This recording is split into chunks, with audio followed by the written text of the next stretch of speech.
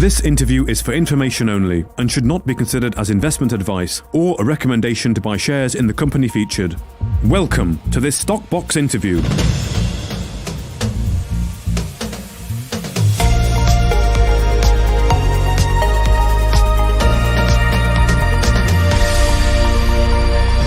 Hello and welcome back to Research Talks here on Stockbox with Alan Green. Alan, how are you doing? I know it's been a pretty busy week for you. Yeah, it's been a difficult week, Mark. We were talking before I came on air, and I think dog owners out there will empathise with me here. We had to say goodbye to one of our Yorkshire Terriers, who was 16 and a half years old, on Wednesday. Her name was Rosie. She was a real character, and she was a major part of our lives. But we've got the other little Yorkie now, who's her brother, running around looking for us. So it's a bit of a difficult week, one way or another, but it's just one of those things. The great cycle of life and death. Yes, indeed, the great cycle of life and death. Yeah, but I feel your pain now. I also have dogs in the family, so I can empathise with that situation absolutely. But moving on to talking about stocks, then of course we're going to be covering today Sizzle Biotechnology and Lexington Gold as well, who we have covered before, but it was a long time ago, I think.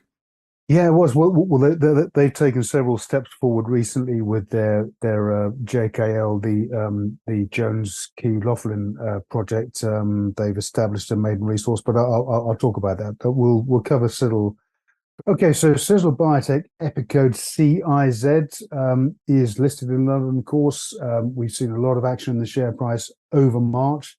Year high 4.8p was hit earlier in the month, and a year low of 1.3p. We're currently trading at 3.6p, which gives the company a valuation of 3.6 million. Cizzle is a cancer diagnostic spin-out from York University. Working at the Sussex Innovation Centre, we see a lot of spin-outs from the university into the commercial sector, and Cizzle is one such company. It was funded initially by Yorkshire Cancer Research, seed funding, and also backed by management, including the founder and non-executive director, Professor Dawn Coverley, who herself is a cell biologist with 20 years experience. She actually established the research group at York in 2002, which was that was also supported by the Lister Institute that led into Cizzle. So the company has invested into and developed a prototype blood test. And it's patented its core technology to develop and validate the C121B biomarker to detect lung cancer. So the company has taken a number of steps over the past 6 to 8 months. It announced in June last year, following the CorePass partnership, developing testing in the USA, and appointed Banker Group to market and promote its interests in the USA. And it was said at the time, it was, given the high prevalence of lung cancer in the USA, it was a perfect fit with Banker Group's overall mission. The company also in August announced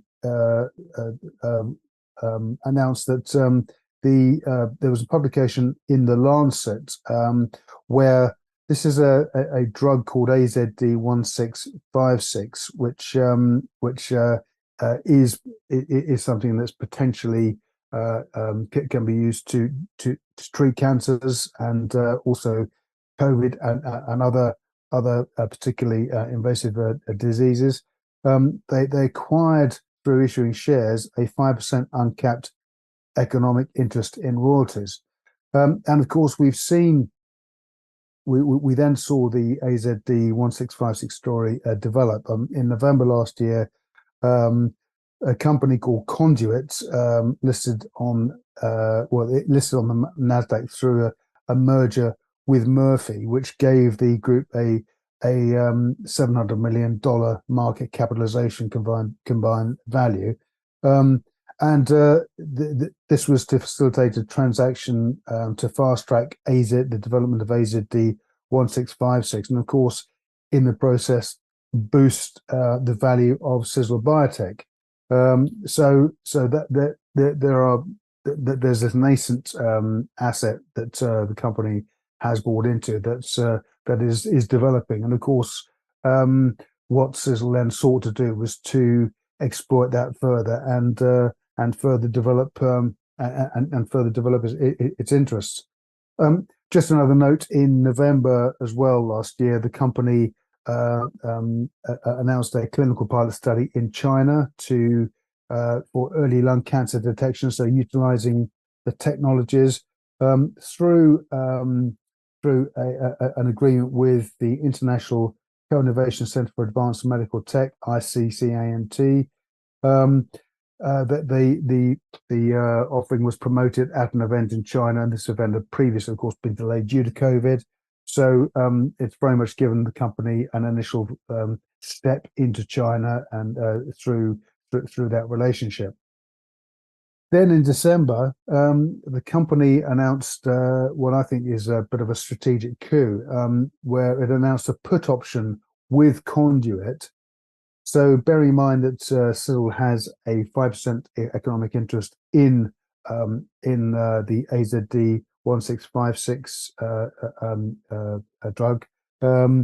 It announced a put option to sell its economic interest in and royalty sharing agreement to Conduit for a total consideration of 3.25 million in shares. Now, this put option is valid for 9 months, so gives the company an opportunity to develop its other assets, look at the development of AZD 1656, and if it decides that still at the end of that 9 months the put option offers the best value, it can then execute that option with the company.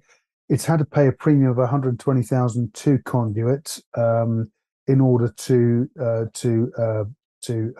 settle that option as the option premium, and at the same time, as they made that announcement in December, they raised 115,000 basically to fund the premium. So the company said is that the actual valuation of the option value is just over 2 million. So the total consideration it'll get back from Conduit based on this arrangement will be 3.25 million in shares. And of course, that would then give it further upside to the value of the combined Conduit and Murphy Group on the Nasdaq. And we all know, we've spoken before when we've discussed biotechs and pharma companies, how the Nasdaq does rate pharmaceutical companies and biotechs much differently to, say, a listing in the UK or elsewhere. So, that's a really exciting development, and one that I think exposes Cizzle shareholders to a considerable amount of upside. And that's really been the key driver for the share price. But then there are two other factors that we've seen so far this year that have also pushed the share price higher too, particularly during March. So a gentleman by the name of Martin Lang has started to acquire shares at a rate of knots in Sizzle Biotech. He acquired, first of all, there's a notification, acquired just over 7% of the company, then 8%, then most recently just over 9%. So, that's obviously a very positive sign. He likes the model and sees where this is going. And then I think, a really sound and well thought out move in the markets as we sit in the markets as they are at present. The board announced that instead of taking the salary increases that they were entitled to, they would instead take share options in the company, and that would run for 2 years, starting on March the 3rd. So, of course, that has also been a driver for the share price too. So, I think in the near term, there's a tremendous amount of potential on the table. So, let's say the AZD 1656 increases the stake to 5 million, then that put option is still really well valued. Given that Cizzle have a book value on it of just over 2 million sterling. So of course the total consideration with the shares that it will get from this is 3.25 million. But it's then, if it executes the put option, then of course it has the option to participate fully in future upside from the combined Conduit and Murphy alliance. And I think that's that's a very strong sort of reason to hold the shares in the company.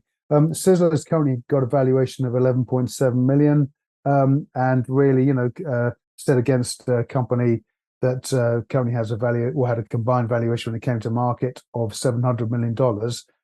I think that's a that gives some healthy potential upside to the group, and I think at this moment very little downside. Excellent. Thank you, Alan. Yes, it's good to know where some of that potential rise in share prices come from there with what they're doing with Conduit. That's nice to see that. And yes, listing on the Nasdaq, as you say, is going to get much more of a value to pharma sort of tech companies than it would on any other exchange, really. But I mean, I don't know if you saw yesterday on the BBC News there was an article about yes a blood test for cancer. It didn't actually reference Cizzle specifically. But there was an article, and there was a little BBC Sounds as well talking about it, a little podcast. Yes, it's getting talked about a lot more. This kind of idea of a blood test to detect it was bowel cancer and lung cancer that they were talking about. So word is getting round for sure, and it won't be too long before Cizzle. Well, depending on obviously how the trials go when they get to that point with Cizzle, but it is well advanced, the technology that they're working with. The bigger market will cotton on to what they're doing, and really the sky's the limit there with something like that, isn't it?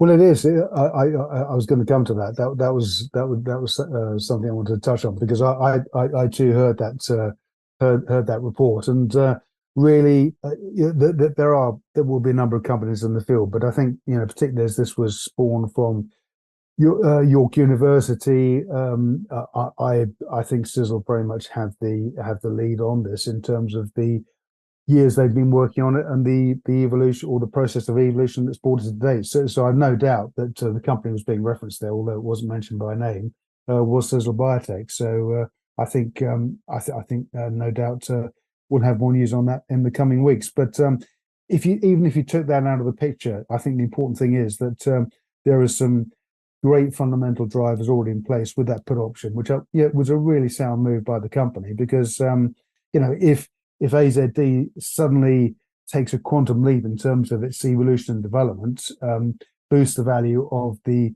Murphy Conduit listed entity, then of course that's going to hugely boost the value of Cizzle as well, because when they exercise that option, those shares, instead of being worth 3.25 million, could be worth a lot more. So that's the exciting upside in this. And of course, should mention, I mentioned Professor Dawn Coverley, founder and non-exec director. We had the exec chair, Dr. Alan Sims, who is a senior executive with some 30 years experience in life sciences and technology. He's very much leading this from the front. Nigel Lee, of course, FD, Director of CFO Solutions since 2003, and a further non-exec, John Treacy, who's also got a corporate finance background. So I think there's a very sound team in place, and they've done some canny financial work behind the scenes here, particularly, as I say, with that put option. But great that the BBC covered the technology yesterday, and if I were a betting man, I think there's a very strong chance that company with the technology that they were referring to is Sizzle Biotech. Excellent. Good stuff, Alan. Good stuff. Okay, well, let's move on to talk about Lexington Gold then. Completely different, but probably equally as exciting. Yes, again, well, I said at the start, of course, the way the share price has developed over the past year. This time last year, we were looking at shares around 2.5 to 3p. I think it hit a year low of 1.8p. That was in June. But then, of course, the share price has evolved or grown or risen dramatically since that time. Hit a year high of 6.7p. Currently trading at 4.7p. And we've seen a pretty steady floor in the price around 5.5p since December. And then it dropped off during March and hit lows of 4.5, and we're kind of heading back there now. So it'd be interesting to see if this is a turning point for the stock and it starts to move higher. Then we'll have a series of high lows, which is always a bullish technical indicator. So Lexington Gold, December 2020, changed its name from Richland Resources and became owner and part owner of a number of gold exploration permits in Southern Carolina. And of course, Southern Carolina in the US, it's a prime location for exploration given the infrastructure, highways, energy, support services on track. And the region itself has a lot of history for gold exploration and development. Company called Remarco originally explored and developed the Haley Gold property in Southern Carolina, sold it on to Oceana Gold for over $850 million in 2015. And there are a number of other assets. We have the Ridgeway asset, which is a 1.5 million ounce asset owned by Rio Tinto, the Barite Hill asset, 600,000 ounces of gold, and an awful lot of history of exploration in the area. So the assets owned by Lexington are very much in keeping with that. So we have the Jones Keystone Laughlin assets, which were historical gold mines covering two areas. The Jennings Pioneer asset, which was discovered in 1860, in fact, sited approximately 600 meters from the Barite Hill mine, and is believed to be a potential satellite deposits. And we've seen best grades pulled from that previously of 92 grams per ton, and also some copper and zinc and silver credits there as well. We then have the Carolina Bell asset, which combines Iola and Eudora historical mining areas in Southern Carolina. Iola produced 45,000 ounces of gold in its time. Eudora, some 5,000 ounces of gold.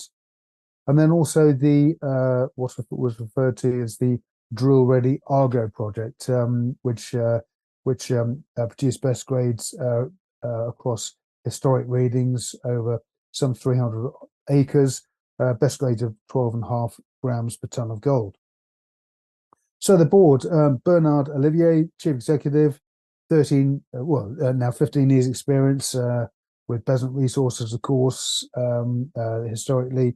Ed Neelan, the chairman, a real veteran of the industry, 46 years experience, founded Aquarius Platinum, also with Sylvania Platinum, and a number of other well-known execs on the board, including, of course, Melissa Sturgis, also involved with Aquarius Platinum, best known, of course, nowadays for Ananda, and Rob Greaves. So a number of developments over the past 6 months have really seen and been responsible for the increase in the gold price since October last year. Company raised $500,000 through Peterhouse at 4.75p, and converted loan notes in October last year, so fully funded. And then the following month, well, in fact, a few weeks later, announced a 155% increase in the Jones Keystone Laughlin project in contained gold. So its own estimates put it at 6.9 million tons of that's 0.94 grams per ton of gold, which equates to 210,800 ounces, along with a maiden independent JORC mineral resource estimate of 4,380 tons at 0.991 grams per ton, which equates to 128,000 ounces inferred. So straight away, you've got a benchmark of valuation there. That gives the company valuation. And currently Lexington has a valuation of 13.4 million. It also noted in that mineral resource announcement that, and again, we've seen this with other companies with assets where they've done the drilling, that they've researched the original find and then found the strike, of course, is open and extends. And indeed, it's the same with the JKL project. Mineralization is open down dip, both to the northeast and southwest of the original find, and that marks out a clearly a potential increase in resources and the JORC mineral resource estimate for Jones Keystone, and also the Laughlin and Laughlin South prospects, which of course will be the prospects from the continuing strike to the northeast and southwest. And the board said at the time the maiden JORC estimate for the asset, Jones Keystone Laughlin asset, had surpassed expectations for everyone. So very encouraging. Most recently, we've had an operational update from the group in regard to its Jennings, Pioneer, and Argo projects. And the group announced on 6th of February it had undertaken a soil surface and sampling program at Jennings Pioneer, collected over 500 soil samples, and those 500 odd samples were submitted to ALS Geochem in Nevada, and the results are expected within a few weeks. So that it should be before the end of the 2023 quarter, but we've not had those three yet. So I would say that's probably an imminent announcement that we might even see early next week. Then on the Argo project, remembering, of course, the Argo project was cited as a drill-ready project, already produced best grades of 12.65 grams per ton of gold. And of course, Argo has multiple historic pits over a 300-acre area. So the surface entrenching campaign's been completed there. Some 840 meters dug, and samples of 2 meters each have been collected. And again, all of those have been submitted to ALS in Nevada for assaying. So a lot of work's been undertaken. A lot of news is set to come out from the Jennings Pioneer and Argo projects. So we'll get some base valuation from those, I think, with the next announcements. But of course, the valuation for Lexington is very much underpinned by the JKL project and the initial maiden resource estimate. And of course, bear in mind, going back to what I said at the start, the region itself, it's a prime location for mining. A lot of established activity in the region, lots of active mines, infrastructure in place, resources in place, energy support, all the rest of it. And of course, given that they've now established that, I would imagine there'll be some of the majors in the region will be looking at Lexington, as a potential partnership project or takeover project. And of course, that's when it gets very exciting, because that's when you get a Greatland Gold Newmont moment taking place. And of course, that's could be utterly transformational for the company. So a very exciting juncture for Lexington shareholders. Bear in mind where the share price is now at 4.76p. Okay, fantastic. Well, thank you, Alan, for bringing us up to date on the situation at Lexington. Let's see how that develops. But thank you very much for covering both those companies today, Sizzle Biotech and Lexington Gold. My pleasure.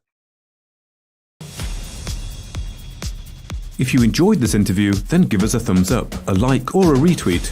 Subscribe to us on YouTube or follow us on Twitter, and hit that notification bell to be the first to know when we release new content. There's loads of great content on our website too, across all our programs at stockboxmedia.com. Thank you for watching.